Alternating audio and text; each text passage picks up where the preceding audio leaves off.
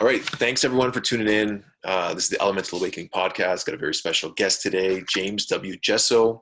He's an author and podcaster, and he specializes in psychedelic culture, among many other things. He's got an incredible podcast that I've been listening to recently and just been falling in love with some of the conversations. I love his style. He's direct. He calls it as it is, asks very incredible questions. So I hope I can sort of reflect some of the same in this conversation today, because I want to dive deep into some of these topics. So James, welcome to the podcast.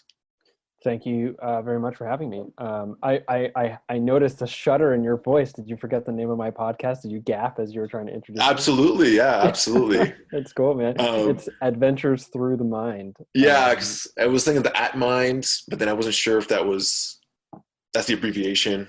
It is, so I'll give you a little like random backstory about at mind. Yeah. Cool. So Adventures Through the Mind was a thing that I called my website when I was just, whatever, almost a decade ago. I was putting little like poetic blogs about consciousness out in the world that nobody would look at because nobody knew who I was, and nobody was going to take my business card from a random person that they met and go onto their website. Actually, to respond to that, I started making zines, which was a way better way to get people to check out my stuff in the early beginnings. But I called it Adventures Through the Mind. So when I started the podcast, I called it At Mind Radio. But the challenge with a podcast called At Mind Radio is that since nobody really knew who I was and didn't know about that Adventures Through the Mind, it was just a random word that meant nothing to anyone. So that's why I changed it to Adventures Through the Mind. And that's where At Mind continues from. But initially it was terrible branding, and now it's only mediocre. Yeah. I love it. And I really recognize your podcast more from the logo that you use. I think it's a lion with the third eye with the mushrooms growing out of its brain. I just love that. So I just scroll down on my podcast and I find it. So please check that out. So let's just dive in a bit about, we're just touching on a little bit, like what got you into this, like a little bit of your backstory on how you became an author and podcaster in this type of genre or topic. Mm-hmm. I mean, like any personal history, it weaves and it meanders and it goes back. I mean, it goes back to the movements of our peoples. If we're gonna get into how ancestry, eventually manifests into the sort of the personal, familial, social context in which we are birthed, or into which we are birthed. But I feel like that's maybe a little too aggrandizing to tell that story. But I'd say that it started really being a very avid writer in my youth, and then in my early 20s, and then getting into drugs quite heavily. Early I was really interested in high school. I did a lot of pot smoking and eating mushrooms, but eating mushrooms in high school was like when I wanted to party, but I wanted something stronger than weed, man. Like this kind of like uneducated use, because that was what was available to me 20 years ago. So there was that kind of uneducated use. And then around 22, 23, I got pretty heavy into using drugs in a party context, a lot of MDMA, a lot of speed, which was basically amphetamine plus, who the hell knows? And basically whatever I get my hands on, including a lot of psychedelics, a lot of LSD, and a lot of reckless use, which sort of like came calling at some point, the consequences come calling at some point, which left me in a bit of a turmoil. And the sort of intellectual foundations that I had in understanding psychedelics as valuable, which I use as intellectual justifications for their misuse in conjunction with many other substances, as I was running away from, myself or responsibility or my past or whatever it is. It was very escapist sort of use at that time in my life. Those intellectual foundations, although justifications previously, became foundations for responsible use later, when I was grappling with the consequences of not only the substance misuse, but all the relational, emotional, social consequences of that misuse, mixed with what it meant insofar as how I thought and felt about myself as a person in the larger arc of who I was trying to become based on where I came from, and all this stuff that I didn't know I wasn't dealing with beforehand. And now I was really aware I wasn't dealing with now, or couldn't deal with now, because of all the psychedelics just like moving a bunch of stuff up. I also at one point had a drug-induced psychosis, where I lived in Melbourne at the time, or Melbourne, and I I felt like I lived in Dark City. I don't know if you ever saw that movie from the 90s. Very weird film about this dude that just like randomly wakes up, and he wakes up in the midst of this sort of reality, this city, which is always night. And it's self-contained. There's no way out of the city. And all the inhabitants of the city believe only, like they believe that they're in a full world and everything is this and there's a daytime and all the rest, but none of that's true. It's just that at some point every day, every 24 hours, the entire city gets put to sleep, and these weird sort of like bald alien overlord people come in and they extract their memories, put them in new situations and implant new memories, and then wake everybody up with these new memories and just watch how it unfolds inside of this weird sort of like bubble. And he wakes up and he's got powers and whatever. But I felt like I was in Dark City, like nothing else is real. But eventually, getting back to this responsible use, I was kind of trying to make sense of all the stuff that I had done and why I was depressed and obsessed with conspiracy theories and angry all the time. And there was a lot of factors that had nothing to do with drugs. I had just come back from a wild year traveling. I was living in my parents' basement back in my hometown, which I wasn't even living in before I left. And I didn't know what I was doing with my life and all these things. And I eventually sort of decided, based on the influence of Terence McKenna primarily, that the psychedelics could offer me something very, very positive into a deeper healing. Where previously it wasn't about healing, it was about psychonautics, it was about wild exploration, it was about getting fucked up, it was about enjoying myself. It was very hedonistic, which is fine, but in my case, it was not positive. I decided I would use them for healing. I actually wanted to start using ayahuasca because this was 2009 or 2009, 2010. Can't remember exactly. I think it's 2010 maybe. And ayahuasca wasn't available to me. I don't know if you remember 10 years ago, but unless you lived on the West Coast of anywhere, Yeah, I heard about it first in 2012. Yeah. And no one I knew what it was then. So this is a couple of years after that. So I can imagine.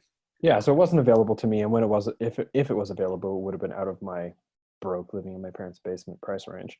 So I used mushrooms, and this is where I'm just going to jump and like finish the story very quickly. Okay. I decided to start using mushrooms. I decided I would use them to heal. I didn't know what that meant. I used them once a month, every month, at first with a friend who sat for me, sort of just kind of like hung out with me while I wandered through the park. And then later he would be the person I'd go chat with when I was coming back from my deep solo journey. And then I moved, and then I was doing it by myself, totally like committed. I remember one time I was so committed. I was like, it's the full moon. I'm taking my dose. I'm going to the park, but it was in Alberta. And it was like minus 40 degrees outside that night. And I just bundled the hell up and I went for it.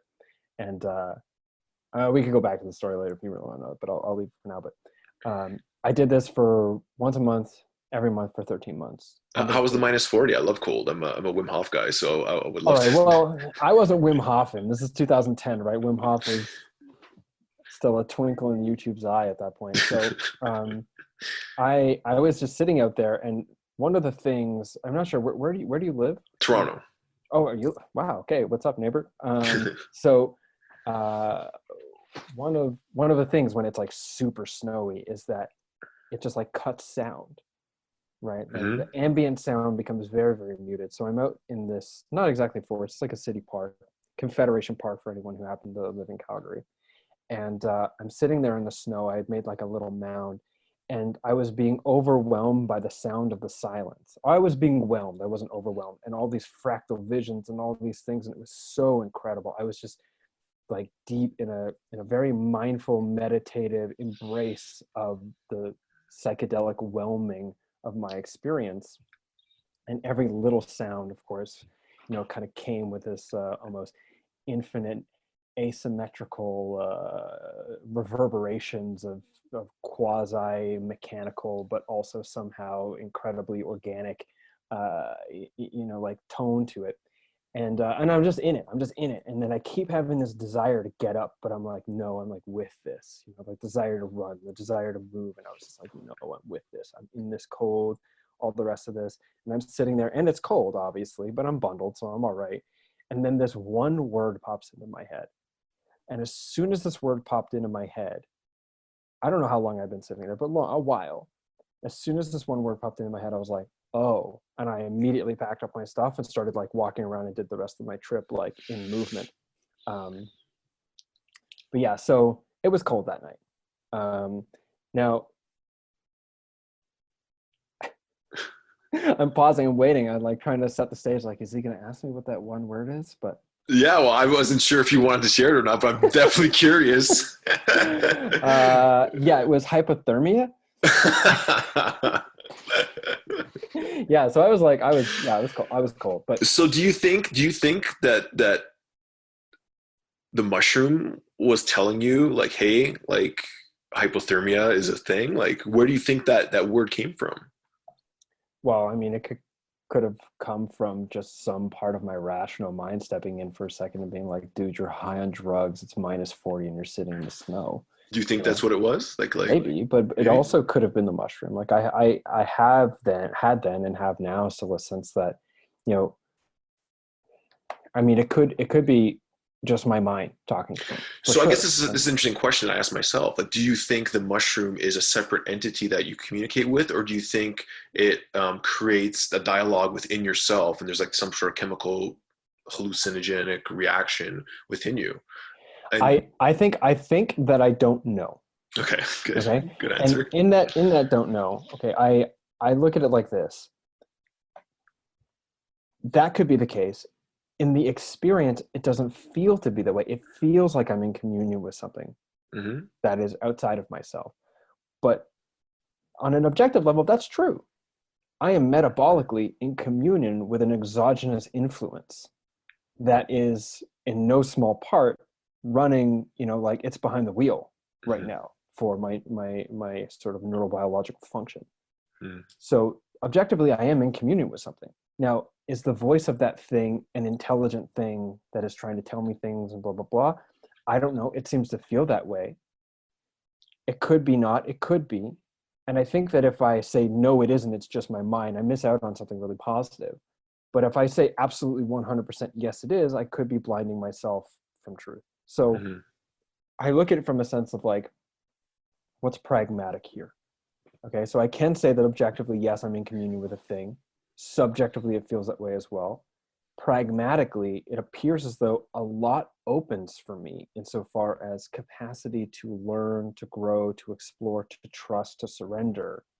If I acknowledge and regard that the thing I'm in communion with that manifests subjectively as an exogenous influence is actually a thing I am in communion with that is intelligent in the sense that it has some sense of agency, capacity to act on its own behalf, and that I'm in relationship with it, Hmm. and that it can only speak through me, right? It has to use me to speak there, and that's why it's also coming from inside my own mind.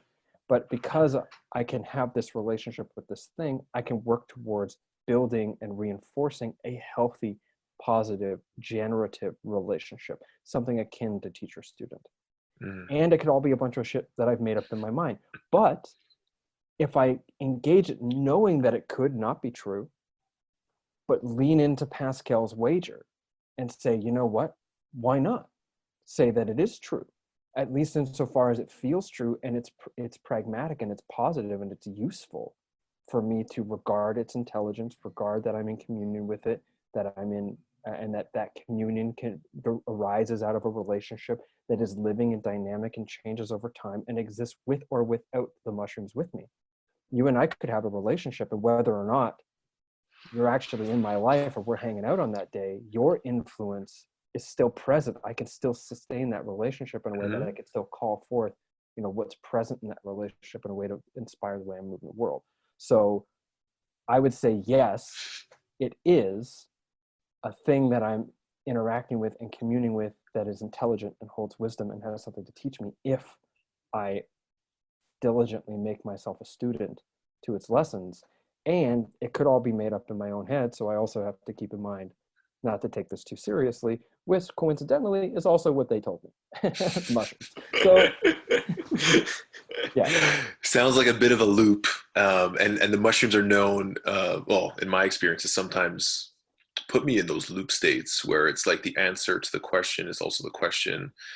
Um, and I just remember times where I've gone to such a loop that the loop dissolved itself. Like it was my mind that was creating this loop of trying to ask the questions, but just being on both sides of it. Anyways, that probably doesn't make sense speaking it out loud, but please It actually, I continue. feel like it does. I feel like it does make sense, and we get stuck into this place where we're trying very hard to rationalize what's happening, and then ultimately the rationalizations feed back into all the variables and considerations until it just kind of pops. And then when it pops, you're like, oh, it just is. Like it's not actually the struggle of the rationalization. It's actually some sort of level of awareness that exists beyond that, that holds it, but is greater than it. It contains all its parts, but it's greater than the sum of its parts. And then resting from that place, all of a sudden it makes sense Mhm. in a way that it couldn't make sense when you were inside the circle of rationalizations. Mhm. Does that sound like I understood what you're trying to say? Absolutely, yeah. Yeah.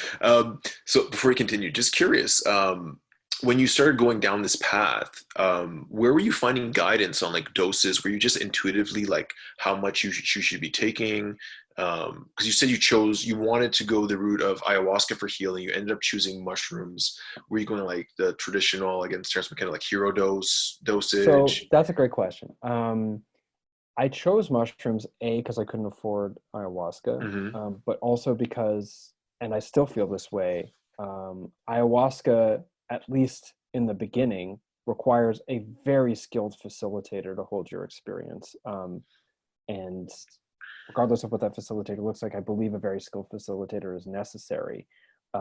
That isn't to say that people couldn't take it on their own and not become damaged by it, but if it's going to be going in for deep healing, I think that it's necessary. So that was another thing. I didn't feel like mushrooms needed that as much. So I could also control the dose better. And I also, I mean, I found out later that mushrooms very much can induce vomiting and sickness. But I didn't have to worry about vomiting and sickness, and it was very easily accessible. Uh, Now, when I started doing it, I started at about, I think my first trip was 4 grams sitting in a field First trip, listening. Yeah, well, not first trip ever, like the first trip in this yeah, process. yeah. Listening to delta wave binaural beats for like a really long time. It was super intense and it was hot and we were in a field and it was like a sticky summer's evening and there were so many mosquitoes and I was sweating and like just tripping so super hard. And I don't even remember what it was I was getting out of it except like a recognition of like, this is where we're going. This is what this is going to be. Like, like this is the flush. Like these are the places you're entering. This is like, learn how to be with this, even though it's very difficult. So do you So think, like, just on that question, do you think the mind has to cognitively recognize an answer to get a long-term benefit?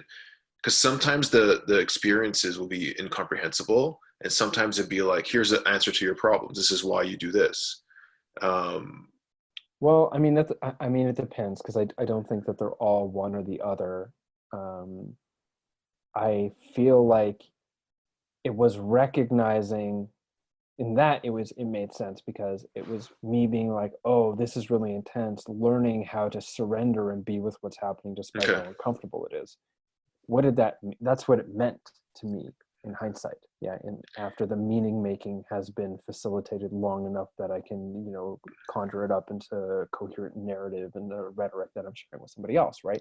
But um, at the moment, it just felt like overwhelming, and I was just sort of getting cues to like be with it, be with it, be with it. But what was that? Like, what was that really? I don't know. Mhm. I mean, there are certain things that aren't to be figured out. There are certain things that arise that are the mystery, and if you figured it out, it wouldn't be a mystery anymore. There are certain things that it's not about figuring out what that was. It was actually just about encountering the fact that it was inconceivable. Mhm. That you touched, you put your finger in the bubble of mystery, right? So I think it would just depend on what it is. Personally, I feel like even those experiences can be integrated in a way, because the integration would then focus on what was the lesson there. Okay, the lesson was possibly being taken apart by profound, like trans-rational beauty or something. So then I would Mhm. focus, the integration would focus on like wondering about beauty, wondering about what that experience might mean in my life, rather than what was that experience exactly.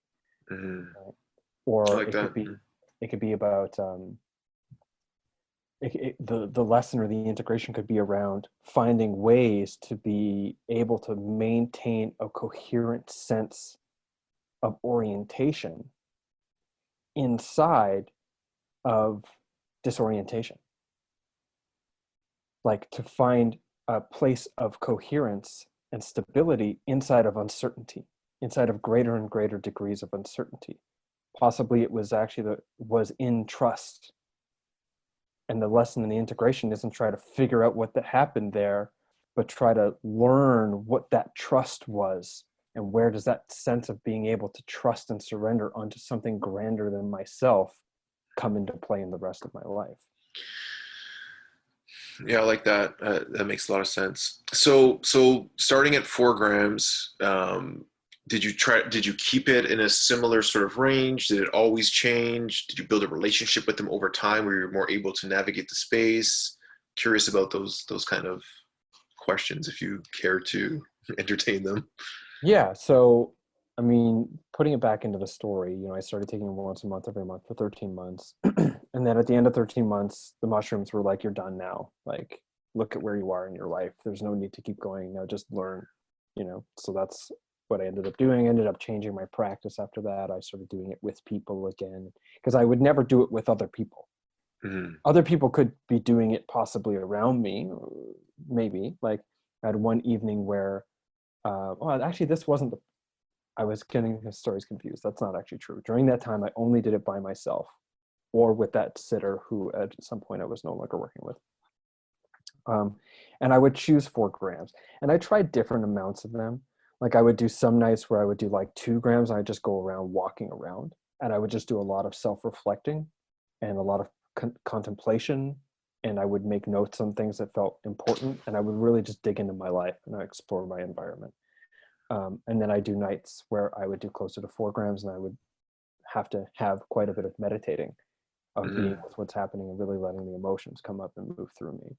Um, and then there are times where I tried even more, which were cool and interesting, but I didn't feel like they brought me as much value in my life. So I ended up generally leaning towards 4 grams as my primary amount. And I've since done more. Like, I've actually never done 5 dry grams in silent darkness. Um, but I have done 5 gram trips several times. Um, but What's the upper limit you've tested? Have you ever gone to like Kalindi type? no, no. Kalindi, rest in peace, he was a man of his own. I mean, I know other people have gone there. I've met those people, and I know people who have, told me that they've gone there, partly because of Kalindi's experiences or his sharing, but also because of their own journeys. But I never went there. I never felt it was Just meant haven't for felt me. the calling. Yeah. Okay. Yeah, Interesting. Cool.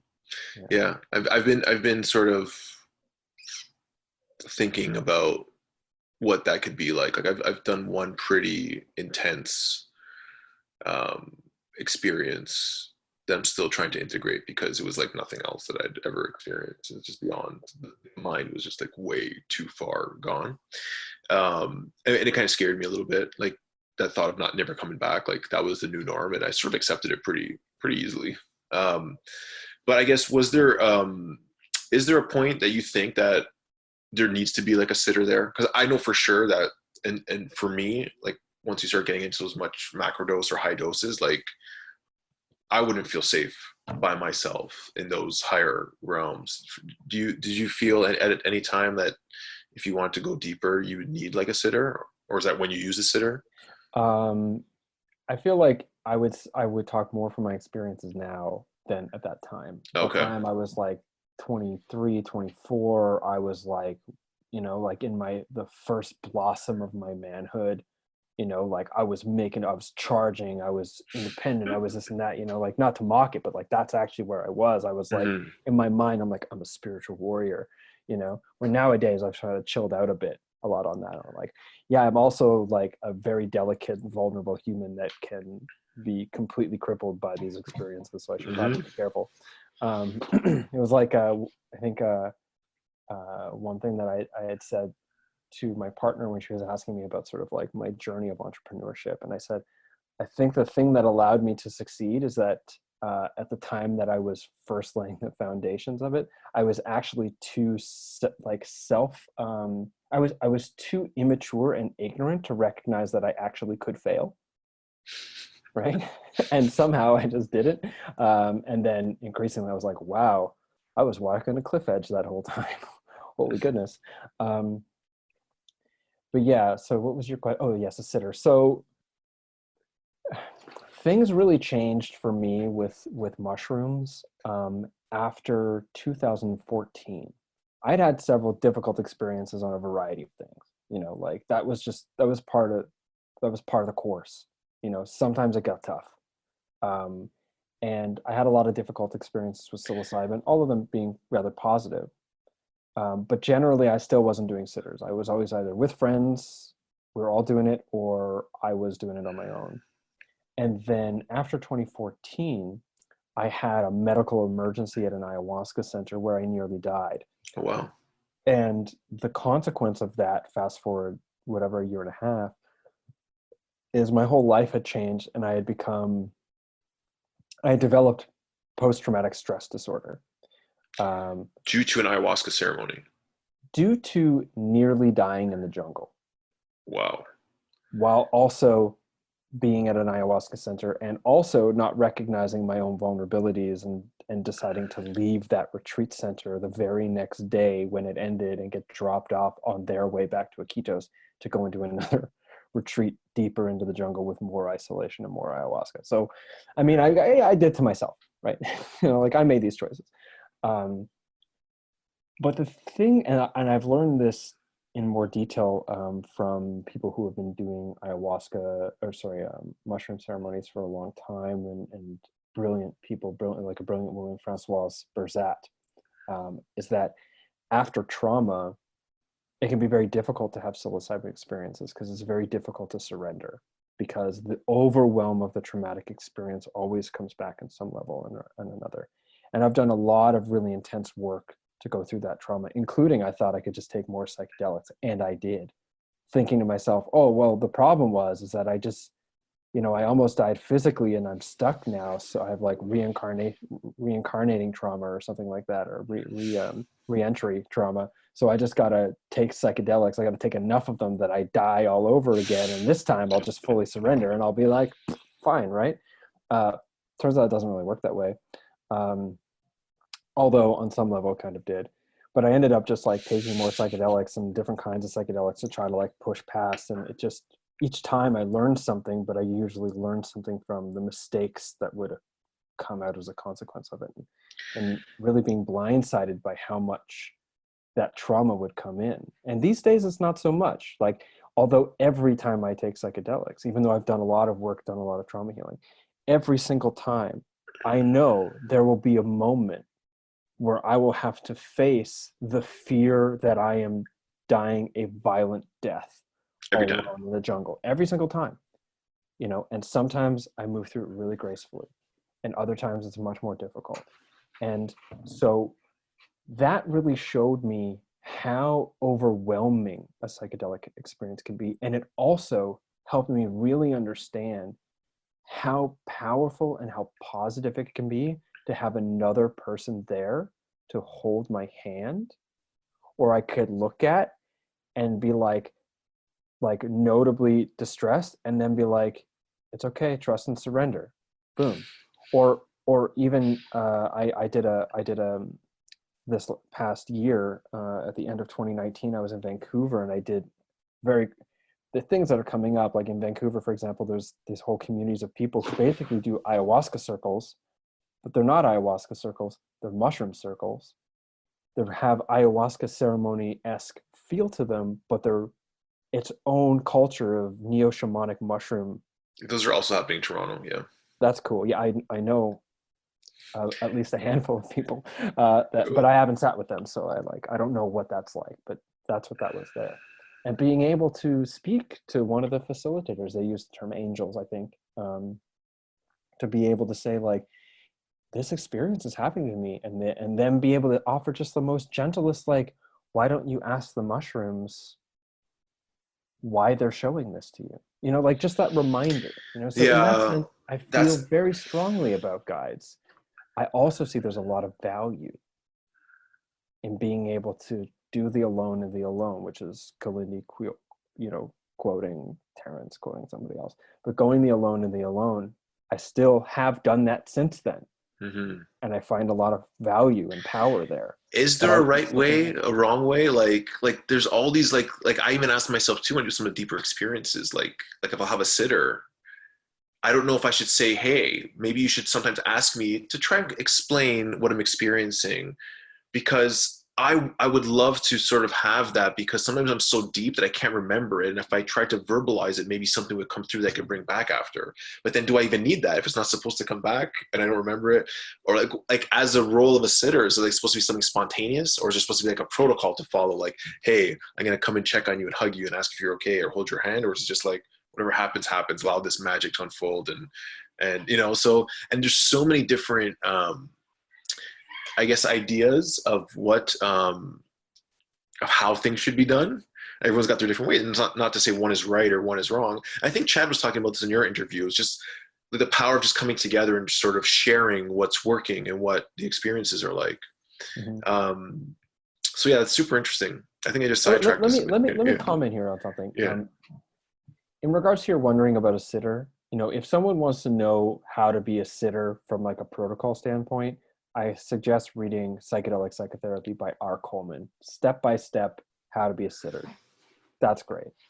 But insofar as you wanting to have a mushroom experience, the question of like, what are you going in to sort out?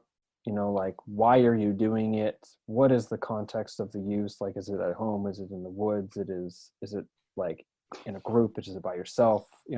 All of these things present variables that the role of the sitter will be dependent upon those contextual variables.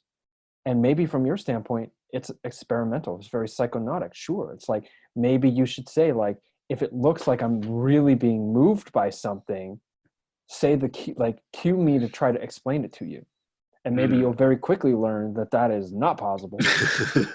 You're just saying wow over and over again, but like, and from an experimental standpoint, sure, it's your right to experiment with it. I personally feel like it's your right to experiment Mm. from a cognitive liberty standpoint, in whatever way.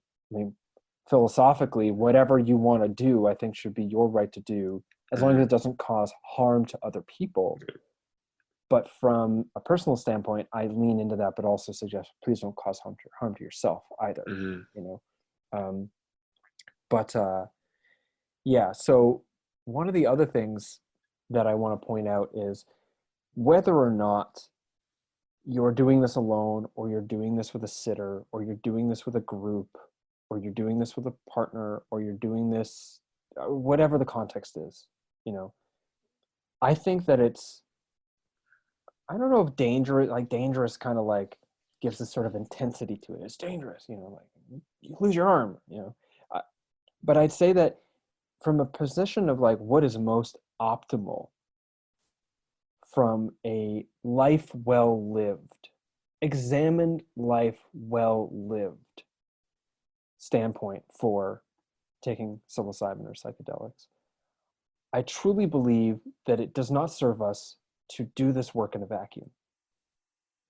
We do not exist in a vacuum, despite what the sort of like individualism, sort of like capitalist model of social Darwinism and competition and all the rest might suggest. This work does not bode well for us if we do it in a vacuum. And so if we're going to do it alone, or we're going to do it in a group or whatever, we find ways to ensure that what is learned, what is experienced, the fact that it's even happening is included in the perception of you by the other people in your life. Now that's obviously, we're talking about a highly stigmatized illegal activity. So you be mindful about like who you're telling and how and whatever. You know, right? You might not call up the cops and be like, hey, just to let you know, I'll be taking some illegal drugs tonight, so I might be calling you freaking out. This is my home address. This is where I hide them in case I need more. So doing it in a vacuum, I don't think serves us, because we are creatures that live in relationship. We thrive in relationship. We also drown in relationship, you know, and that all of these lessons that we're learning, this personal growth, which I'm not a big fan of that word, this, we'll say personal development, this personal betterment, this trauma healing, all the rest of this. Yes, of course, it's for you to live a happier, healthier life, more generative, more resilient, more whatever. But for what? Like, we don't exist in a vacuum. When we're doing this work, we're doing it, and when we become better people, we become better people on behalf of everyone we care about, because we show up better into their lives. We're less likely to hurt other people. I mean, not definitely, despite doing a lot of good work in my worst of days, I've done things that have hurt other people. Mm-hmm. These are places where I've then gotten to access the shame and the guilt and where those actions came from, and so the trauma of that. So that also added to my life in a way, and then added to relationships by going through, you know, restorative conflict resolutions and circles and stuff like this when this has happened, and when I've supported other people in those processes and so on and so forth, right? Mm-hmm. But yet, if we're going to do it even alone, to consider that it doesn't operate in a vacuum, that we have someone that knows that we're going. We have someone we could call if we need to. We have someone who's going to welcome us back, who's going to say, welcome back. What did you learn? Like, where did you go? Like, I'm curious. I want to know about you. People that we trust to reveal ourselves to, psychedelics or not, to build relationships where our lives don't exist in a vacuum. You know, our deepest intimacies don't exist in a vacuum. And I feel like I've kind of gone on a tangent there, but that's my point. It's like, sit it or not, to remember that this work I don't think serves us to be existent in a vacuum. And the contrary, which is that I believe it serves not only us, but those around us, when we openly and maturely include the intimacy of our psychedelic experiences into our relationships. And on the flip side, that we allow ourselves to, or engage ourselves in ways that invite those of our friends groups who are going on those psychedelic experiences to bring and reveal those intimacies to us, that we are landing places, we are mantle places for what they have learned, and that we lovingly respect and listen critically, but listen. Well, that's what I love about, you know, like people like yourself who openly have a podcast about these things, to sort of be a leader in the space and share and allow people to share experiences that other people can choose just to listen or to be inspired by, or to sort of question their own appetite to have their own experiences. And even in my own experience, when I wanted to make a documentary, there's a lot of fear that came up with the stigmatization, and, you know, but there was overwhelming like feeling like it's more important to share this than to be worried about being afraid of how people are going to judge you, because you want to just share about your experience, because I truly believe this is very healing and can help shift humanity. And I think it is right now. And I'd love to get your perspective on where you think this is going as an industry, as a culture.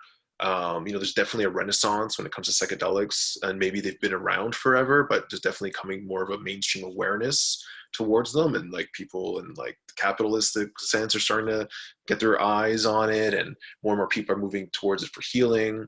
So maybe just your perspective on where you see this going, on different levels, Well, or where you'd like to see it go, maybe, is a better question. If you well, had. they're different questions. I mean, like, where I'd like to see it go, egalitarian utopia for all people, the return of biodiversity, the advancement of human technological capacities so that we could live in symbiotic harmony with the planet, even go off planet in a way that doesn't limit our ability to express our ingenuity in dynamic and futuristic ways.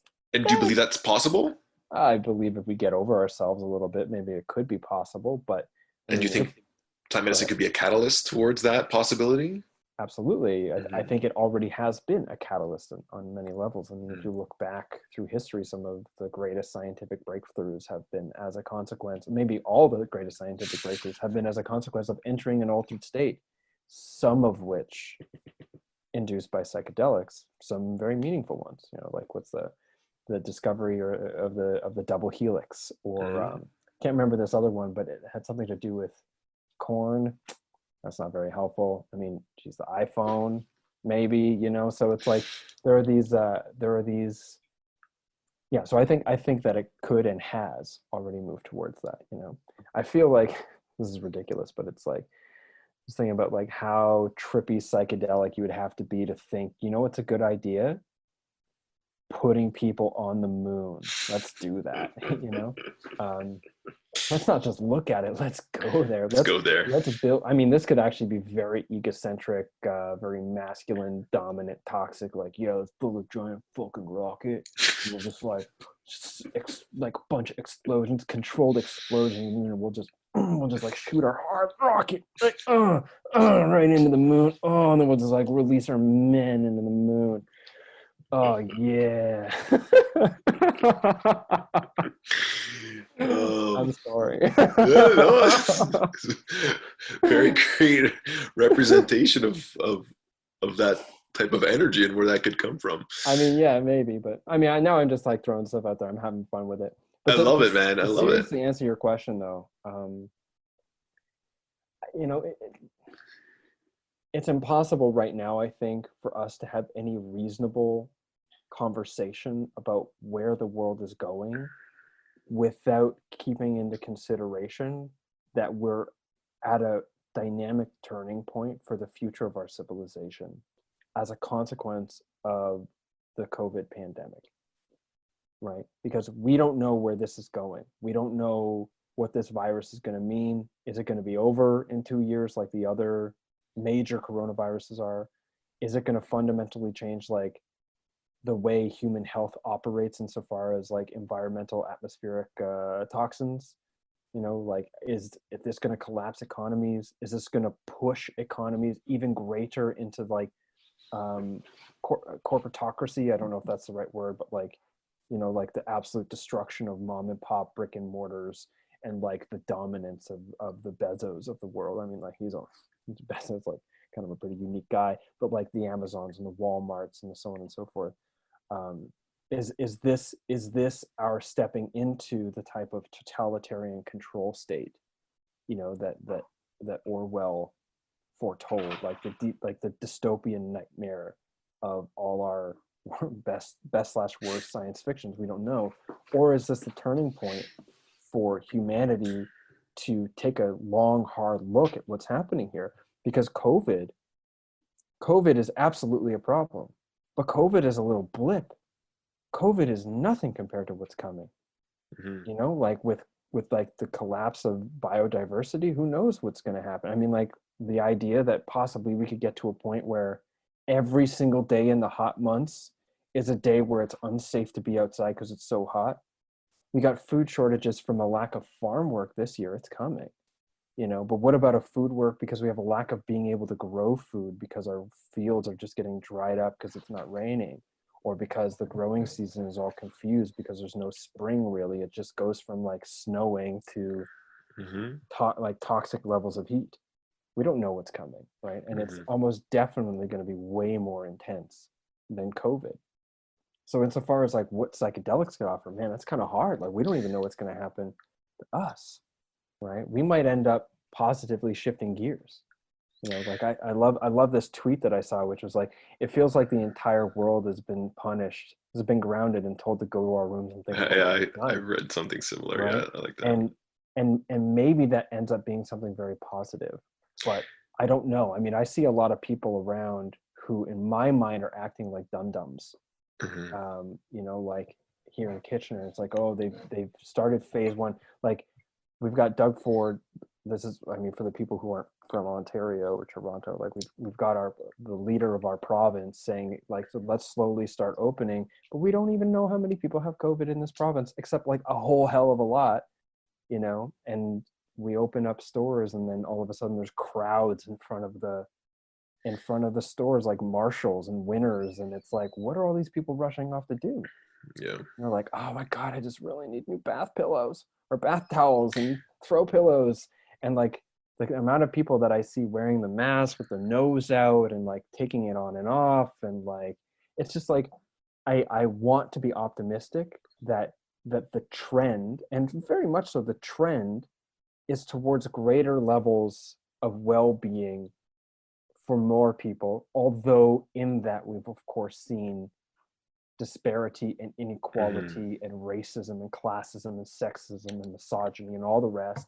That's there too. And also, as a part of the trend of our civilization, is the fact that more and more people know about that.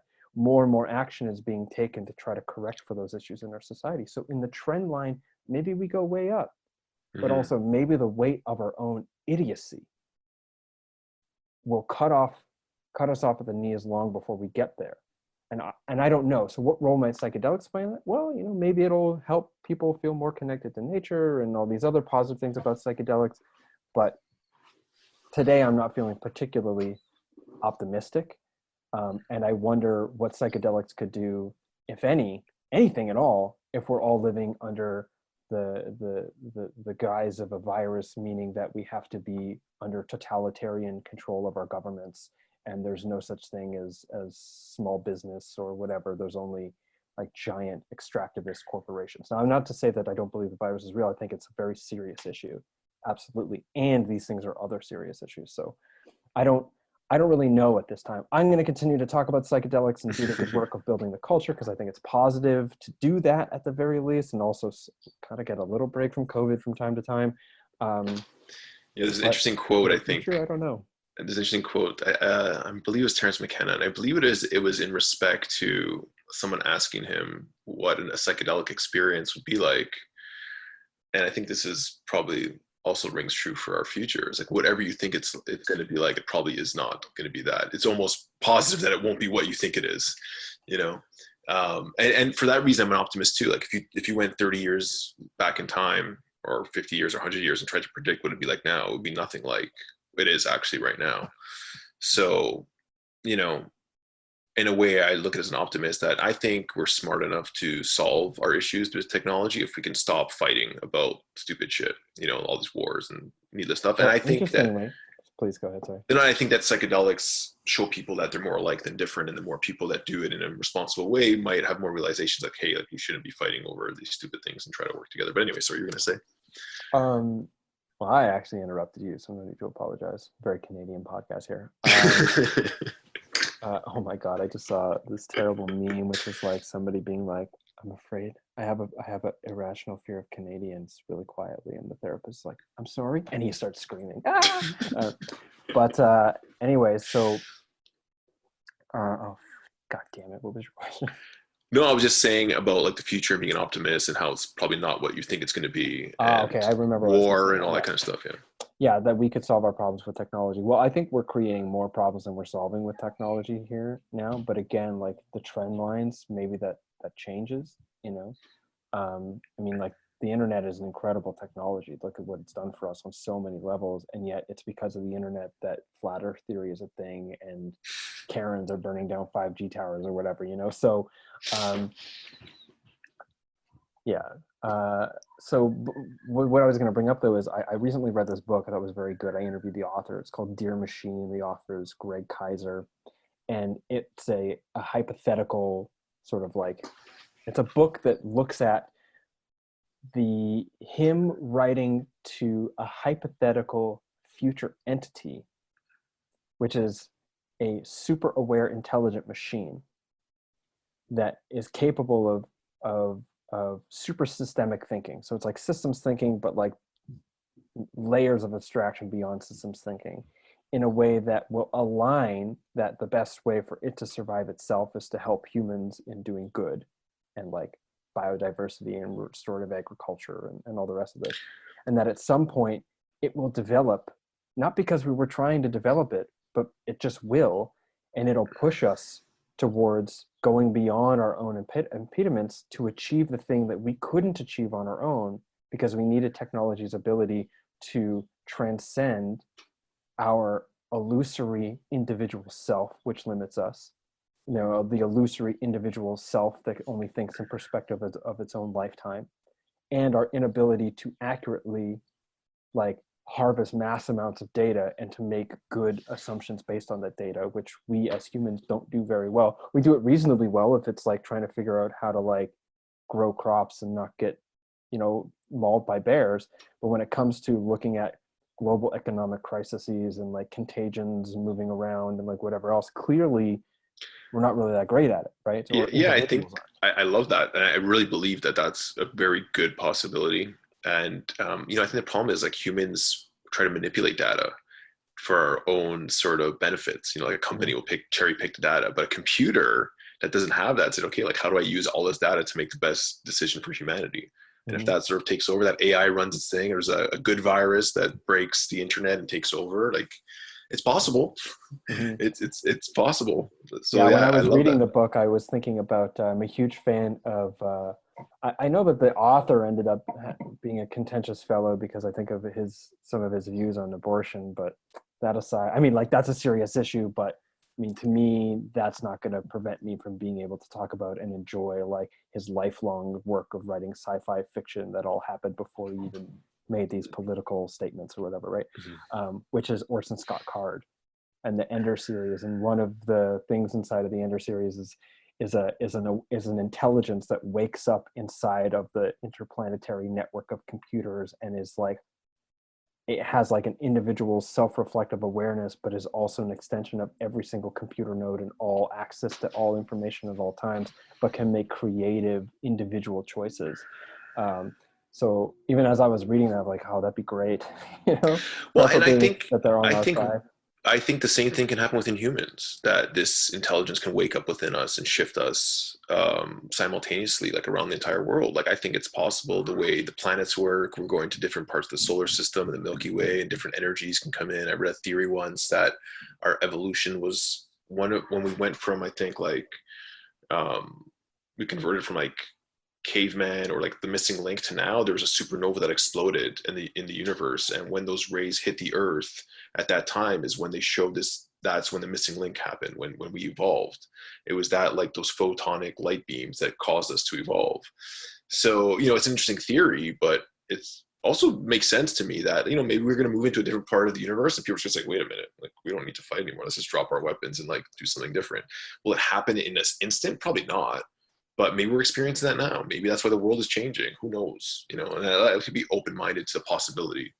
Yeah, I mean, that actually sort of harkens back to some of the thinking that was around the 2012, the great shift of 2012, which I actually think 2012 was actually a very powerful transformation for humanity because of sort of what it invited people to think about, even if the end did not come. Um, but I feel like it's not hard to sort of like, I mean, we gotta extrapolate and take steps, but we know that exogenous electromagnetic fields can change brain function. Hmm. Yeah, like or sort of transcranial what's that stuff like is TDLR, or no, that's too long, didn't read. Transmagnetic conduction on the transcranial magnetic conduction. What's this word where they have like basically magnets on your head and they change the frequency flow of the magnets, which change the way your brain functions? Yeah, yeah, I don't okay. know. So we can use exogenous electromagnetic fields to change brain function, which means change the subjective experiences of consciousness. Experiences ongoingly change the way your cells express and your brain expresses sort of neuroplasticity, but we also have epigenetic changes based on experience.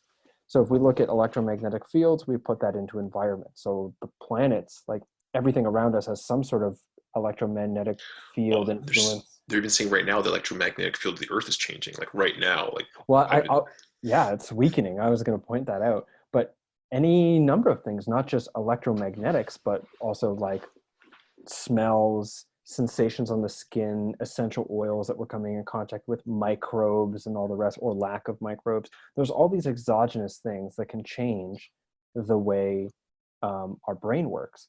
And so if we extend that to the planet, if the electromagnetic field of the planet, as it expressed in its microclimates based on what's living there and how it's being impacted by electromagnetic fields, of course, moving into different sort of like cellular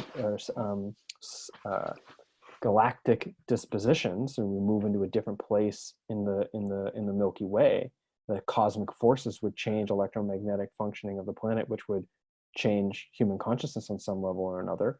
And shit, I mean, like, even just super pragmatically, like, when it gets hotter, people get more irritable. So the hotter it gets as a consequence of what we're doing, the more likely we are to make impulsive conflict decisions. Mm-hmm.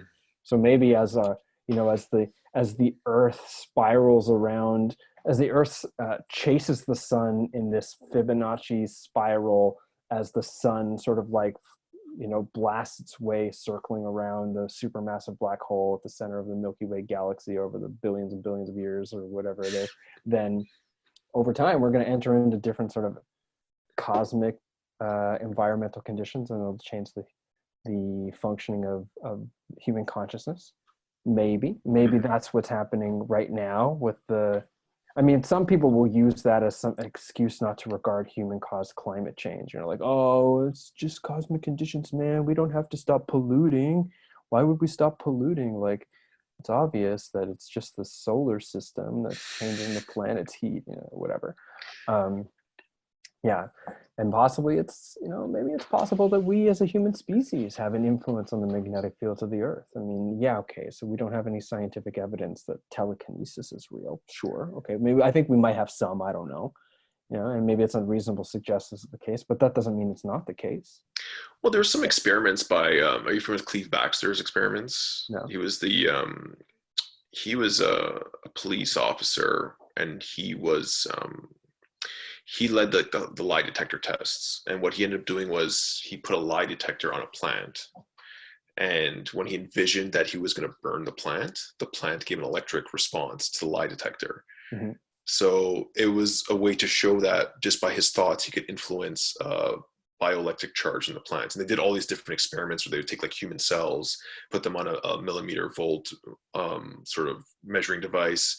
And when that person would walk through town, when they'd walk by a very dark or scary area, you'd see a response. So like there was this like some communication going on beyond, like a verbal communication, some sort of telekinetic. Yeah, I mean, we are intrinsically interrelated with each other. That was the whole premise that I said before about Greg Kaiser's work, that one of the cognitive impediments that prevents us from being able to solve the problems we face collectively, is that we have this illusory self, which is very much an illusion. Obviously, like, I am here, you are there. The boundaries of my skin is a pretty reasonable place to end, just to find the lines between self and other, right? But then if you really go down into things, it's like it starts to become increasingly more arbitrary. I mean, like the whole premise of like, 99 or was it like 98% of my hand is actually empty space, or whatever it is. But then even looking into microbes and the sense of self, anyways, I have a different body than you do, but my sense of self is influenced by so many other factors that are not just what's contained inside of my skin. So interesting. Yeah.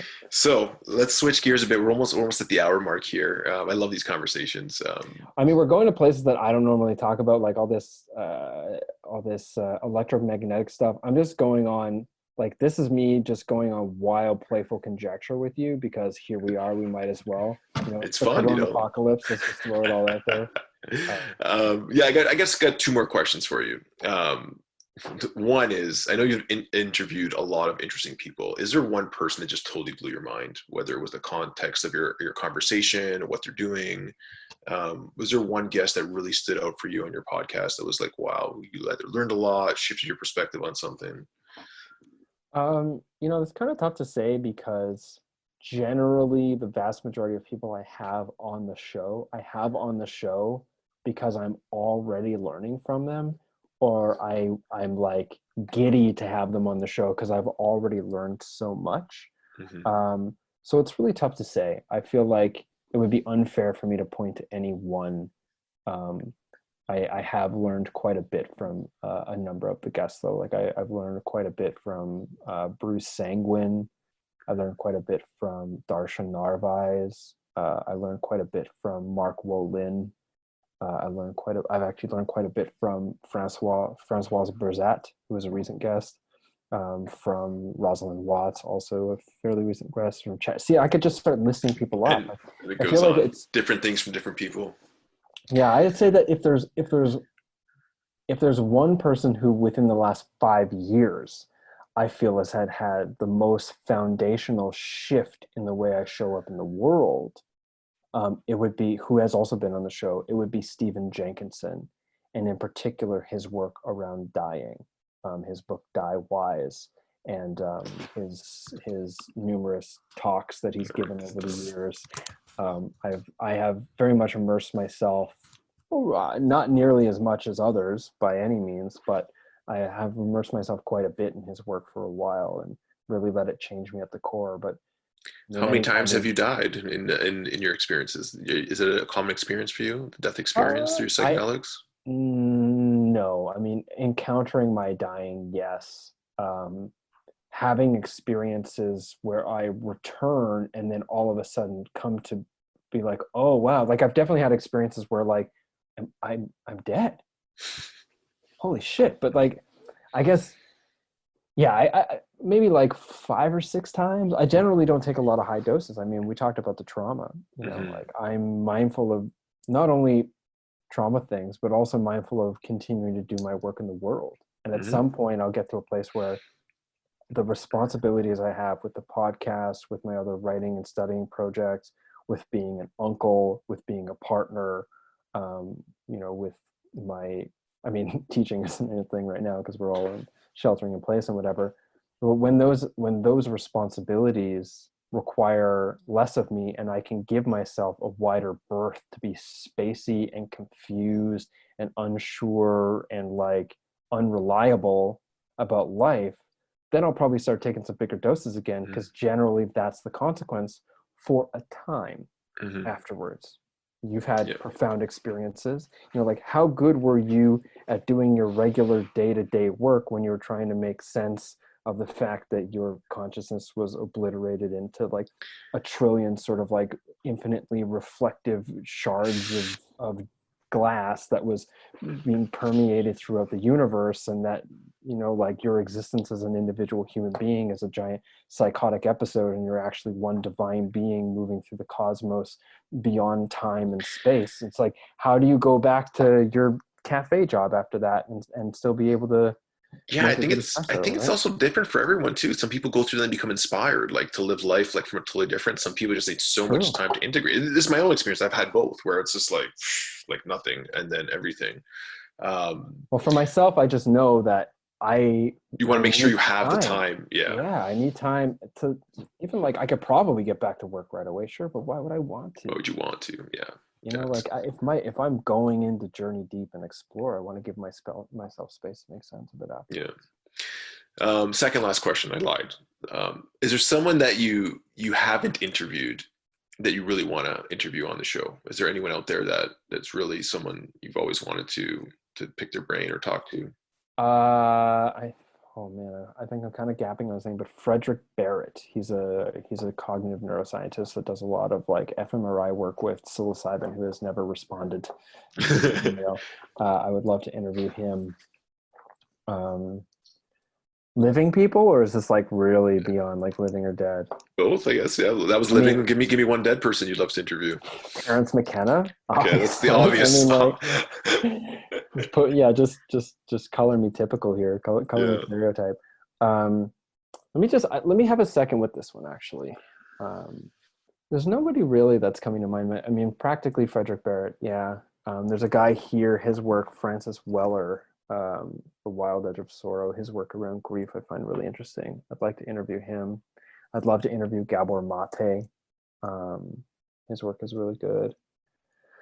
But otherwise, like I've pretty much interviewed Jim Carrey. Maybe I find it interesting to I find have him Jim interesting Carrey too. on the show to talk about consciousness. Although I think he's sort of like he's a bit wigged out. I think, but possibly he's also brilliant. So it'd be interesting to talk with him. Yeah, yeah, I feel similar. Okay, so I guess to wrap up, we didn't hit a lot of the questions that I initially set out to, but I think we just let the conversation flow in a nice way. So I'll come back to, so how did you then end up becoming a writer and your books and start the podcast from these experiences? Because I think we could finish off at the end of your story that you started, and we just segued through just a free flowing conversation. So maybe we can close off with that, and you can tell people where they can experience that. So Yeah, so I had been avid about writing anyways. Like I actually, before I got into the psychedelic writing stuff, I had actually was wanting to become a comedic travel writer. That was my that was my goal, and I guess I ended up a travel writer, thinking about trips and stuff. But I at the end of all my work with psilocybin, I had been writing about it from a philosophical standpoint. I increasingly was writing philosophical poetry, and sort of like poetic prose and genre nonfiction. Um, but I ended up having an experience of telling people what I was learning and them telling me that it was really positively transforming their lives and that I should share it with more people. And I had a mushroom experience that told me I should write a book about what I had learned, and a book that would help other people learn to relate to the mushrooms the way that I do, which we didn't even talk about that at all. Like we didn't even touch on my thoughts around like the honesty of your emotions and being able to, what it means to surrender and how to be with the experience in a way that helps clear old emotional wounding and this kind of stuff. But that there was a call to write about it, which is what I ended up doing. I put quite a bit of time into writing a very rational, very scholarly essay, extended essay, which became a book, Decomposing the Shadow, which was about working with psilocybin, in particular, how the difficult experiences can actually be quite positive. that was one of my biggest learnings in all the psychedelic work is the difficult ones is not to be afraid of. It's almost to welcome it with open arms, knowing that it's going to be scary and difficult, but Yeah, I was gonna say, like, yeah, I mean, like, you're still gonna be afraid. I mean, like, anyone who's not afraid, I think, is a little stupid, because it's like shit can get scary in there. It's not about not being afraid. It's about sort of like doing what needs to be done to care for the variables to make sure no harm is being mm, occasioned to you, but also recognizing like you have no control and you could be shown some incredibly terrifying stuff, or beyond terrifying, you can have to touch the deepest parts of your shame and mhm. your guilt and your grief. And you, on some level, you need to be able to have the courage before and the courage during to let that happen. By before, I mean like the courage to actually take the dose, and then during, the courage to accept and surrender. And that courage can also, and I believe it's served, um, in being supported by somebody else who's there to hold your hand or help you breathe or Yeah. whatever it is. And I found like when I was courageous and I did surrender, I would usually, there would be some reward or insight at the end of the tunnel that was almost like a gift. It was like hard to put into words, but it was like this process, or it was like you get beat up, you go through the ringer, and then after it's like this little nugget of wisdom that you take with you for the rest of your life. And Mm-hmm. it's like, oh, that Mm-hmm. was so worth it. Like all that pain and suffering and dealing with my own bullshit. And then it's like, hey, here's a little like takeaway that's going to help you on the rest of your journey. Yeah, I mean, Um, to paraphrase Christopher Bache, who is an incredible writer, philosopher, psychonaut, also really nice guy. I listened to that podcast. Yeah. Yeah, he's cool, man. If anyone hasn't, do I have his book? Oh, it's not on my desk right now, but his book, Diamonds from Heaven, um, about his 73 high dose LSD sessions to try to map the mind of the universe, is pretty wild. Um, I just bought it actually. Yeah. but anyway, sort of like paraphrasing him, which is that like the suffering and the blessings come in equal measure, Mm, uh, as long as you can trust into the suffering, you mm, know. And I like usually that. it's like they come in equal measure, which means like if it's hard, it's going to be beautiful, but it might not always be at the same time. You might not Hmm. always have like, this one is really hard, and so before it's done, I'm going to feel really happy.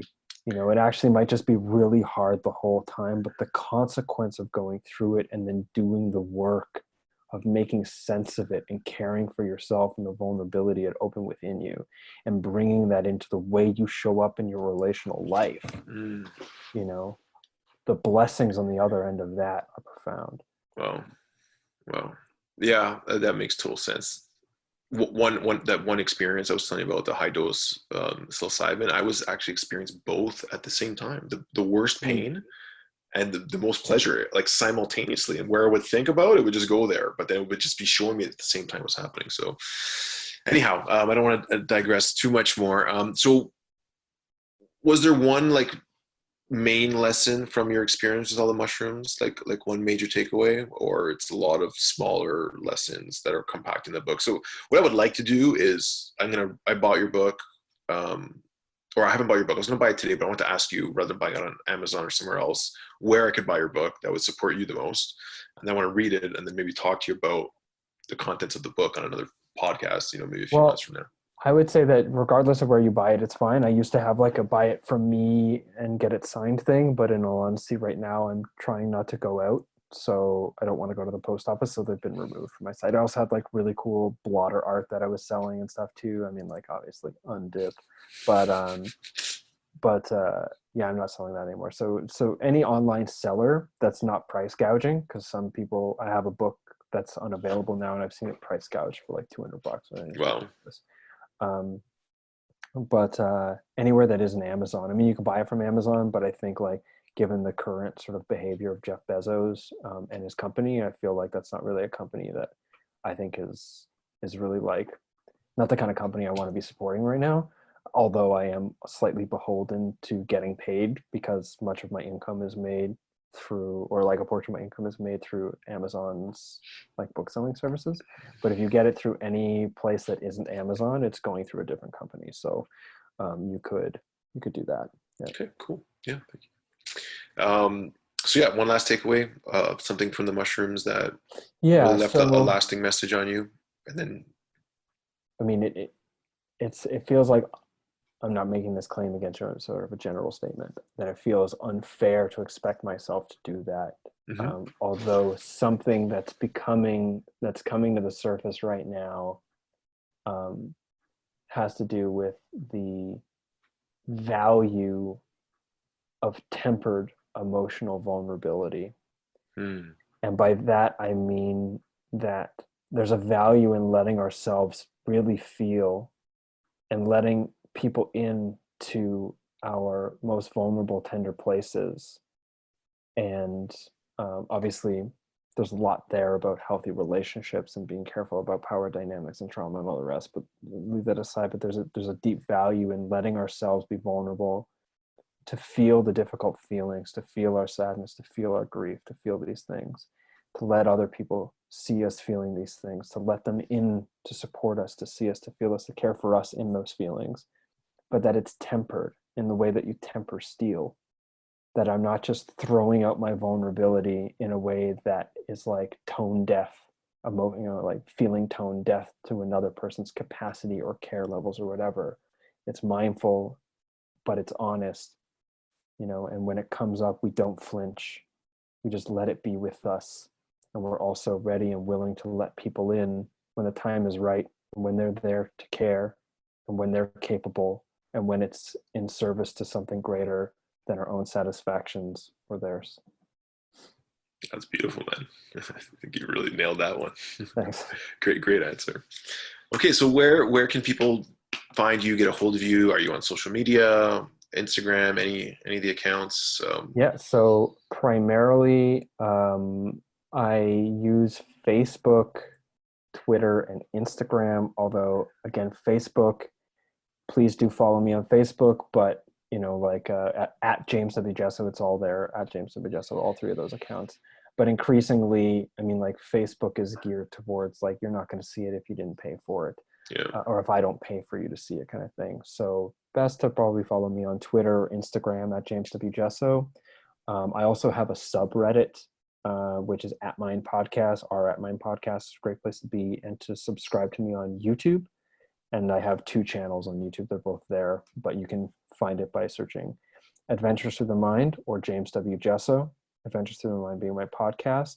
And I encourage people to check out my books if you want something a little bit more like textbook, psychology book-esque.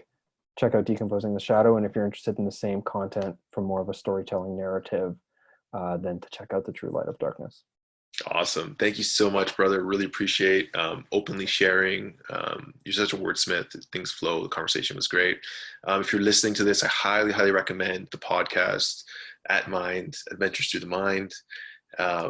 Some amazing guests, amazing conversations. Just, you'll love it. I highly recommend it. Check that out. Follow James.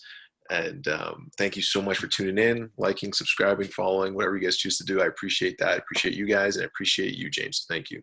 Thank you. Hey, if you're into it, I'll give you a little inside scoop. I don't know when your podcast comes out that nobody else knows about now, just like for you and for your listeners, which is that yesterday I interviewed both Françoise Berzat and Rosalind Watts at the same time, mostly them having conversations about what it is to be a woman in psychedelic research, but also what it means to work with the mushrooms to help heal people from emotional struggles. Them being two of like the leading women in psychedelic field. It's a very exciting podcast for me. So just throwing that out there for your listeners, and just when is that coming out? I'm curious. It's going to come out within the next 6 weeks. Okay. The podcast is every 2 weeks, right? So within the next 6 weeks. So nice. Yeah. Looking forward to it. Stay awesome. tuned. Yeah. Thank you. Okay, guys. Thank you for tuning in. We'll see you soon. Peace.